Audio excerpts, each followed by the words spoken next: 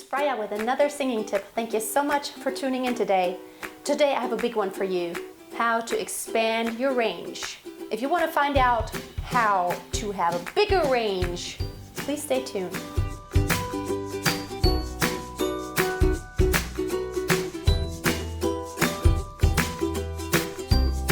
Of course, everybody wants to be able to sing high, especially the high notes. But also the low pitches are important. So I'm going to talk about expanding your range to the top as well as to the bottom, because we're talking about the whole range, and the range includes the low and the high notes. So first, I have some bad news for you. On the bottom, there is a definite limit. You can train the bottom notes to go a little bit lower than you may be able to go now. However, there is a natural limit because you can't do more than fully relax those vocal cords. And since those very bottom notes are produced by just relaxing them, letting them rest and, not be too tense, there is definitely a limit. Now, if you're one of the lucky singers in this world, which I'm not included in that, but you can actually go really low, you have a huge advantage because you have that bottom. Now, the good news is for everybody who doesn't have the bottom, the top you can work a lot on. Now, the first step that I always work on with my students is to, first of all, get to know your registers and be very secure in them.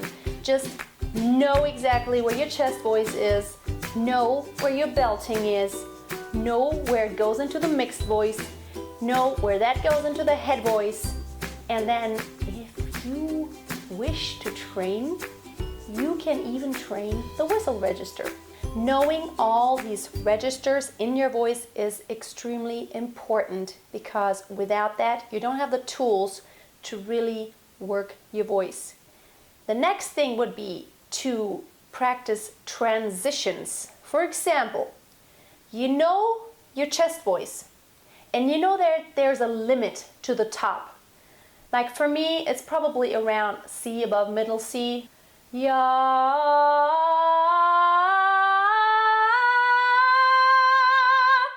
I could still sing that in full chest voice. Now, if I go even higher, I have to be careful because if I get too loud and too massive, it's, my voice is going to crack. Yeah, yeah. It's not going to work. So now I have to go into my belting. Yeah, yeah, yeah, yeah. So that's really high. That's an F now. So now to go higher, I will have to go into my mixed voice. Yeah, yeah. Now if I want to go higher, head voice. Yeah, yeah, yeah. So actually there's already quite a range, but I'm only going to have that range when the transitions are smooth. Otherwise, it's kind of rough. Like if I sing a pop song that goes very high, it's not going to sound good when I transition into head voice right away from a chest voice, because it's gonna sound way too differently to go in from a heavy mechanism into right away into the light mechanism. Yeah, yeah, you. That sounds rough.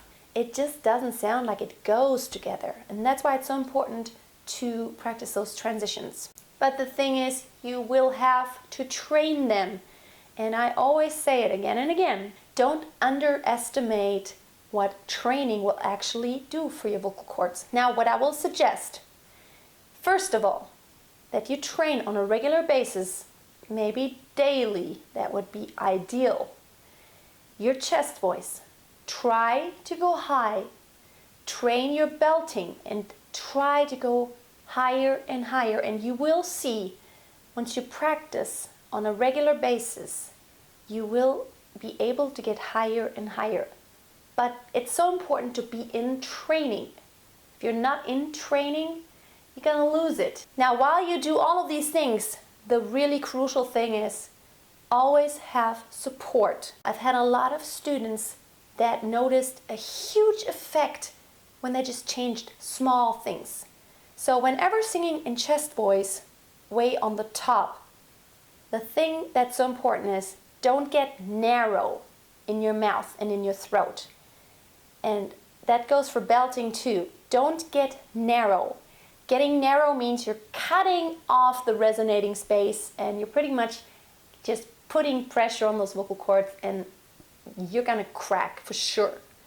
So one thing to keep yourself from cracking when you go way up there and you want to actually train to go higher is to make sure you let your jaw loose and you have vertical space. That vertical space is so important. Plus, it sounds really squeaky and pressed when you're too narrow. Unchain my heart, never let me go. It's really hard. Unchain my heart, never let me go. Yeah.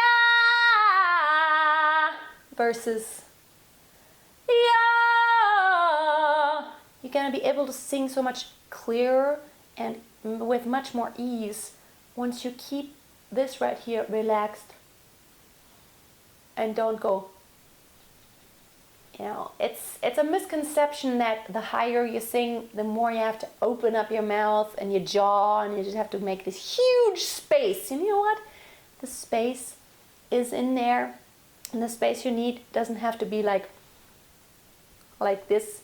No, actually this is counterproductive because it actually makes it narrower. Relaxing this space will give you enough resonating space to not cut yourself off. So that's a huge thing. When you go up those high notes, they are very demanding and you will feel like you have to strain, but resist the temptation to strain here. You know, try to relax yourself. Here's an exercise. Put a book on your head, stand against the wall, you know, so you have good posture, and then try to sing those top notes very calmly without moving your body around too much. Yeah.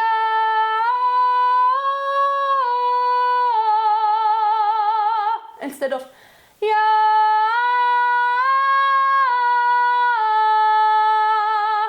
See, just try to stay relaxed.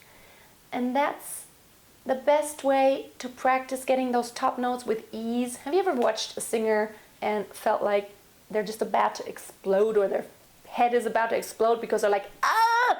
Now, while this is totally okay, you know, when you have a song and you want to express what's going on in there and you're really in it, it shouldn't happen just because you're straining yourself so much to be able to sing those pitches. Now, the really cool thing for guys is the guys really have an advantage here because guys actually have the bottom. Let's talk about bottom notes. I think that the middle and top pitches in your voice get even better when you don't leave out the bottom. Don't not train going low. Even though that doesn't seem to make sense, it's really how it is. Now what it does, when you train the low notes, it helps your vocal cords stay more flexible. It's like a ballet dancer, you know, they go through the whole range of motions. If they always just went through the motion that has the most tension, it wouldn't really be productive. You have to go from relaxed to all the way tensed up, all the way back to relaxed again. And that relaxed state, in this case singing the very bottom notes, helps your vocal cords to stay pliable, if you want to say that. It helps them to stay soft and moldable and agile. You know, if you only do the top all the time, you're going to lose that bottom because it gets so tight all the time and your vocal cords are going to be too tight. It's like somebody who only does weight training and never stretches the muscle. They're not going to have as much mobility just because the muscle's only trained to be tensed and it gets bigger and bigger and thicker. But you're going to hurt yourself in the long run because you have not given the muscle the chance to stay flexible.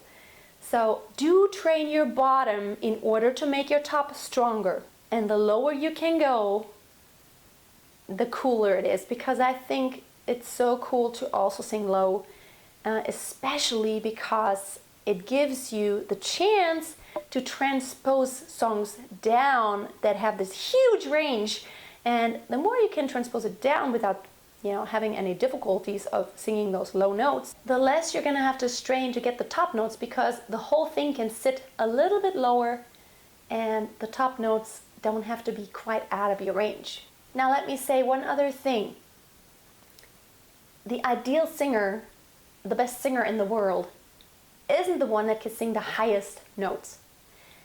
That's something that some people think, like they think they are a good singer if they could sing the highest, but that's not true. There are tons of singers out there that don't sing extremely high, and they are extremely famous and well-known and successful. And it's not about just singing high.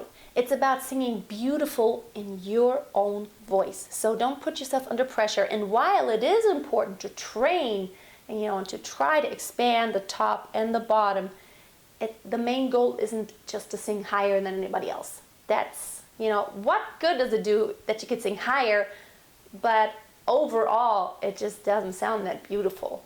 So, there are some singers that have actually a very small range or narrow range, but they sound beautiful. Like one student of mine, her strength isn't to sing the very top, but she has such a wonderful voice color. So we're trying to concentrate on those strengths and not just trying to get the top. We do train the top, but it's not like the main focus. So I hope these tips helped you a little bit in this huge quest of trying to expand your range. Now, of course, there are some singers that have natural capabilities. I guess they were just born with these awesome vocal cords. I mean, like Mariah Carey, she supposedly could sing 5 octaves, or Celine Dion, and some of those women who can luckily sing very low and go high all the way up to the whistle register. That's awesome, but that doesn't make you the best singer in the world. And let's face it, it's all a matter of taste. I mean, some people love Celine Dion, some people hate her. Same goes for any other singer. So just be aware of your own voice. If you liked my video, I would love it if you left me a thumbs up to let me know you appreciate it, and leave me a comment if you have any questions. I will try to answer as best as I can. And don't forget to tune in on Tuesday for my How to Sing That Song video. Also give me suggestions about what else you want me to talk about. So I'm just gonna wish you a very wonderful day, and don't forget, always keep on singing and always keep a song in your heart. Bye.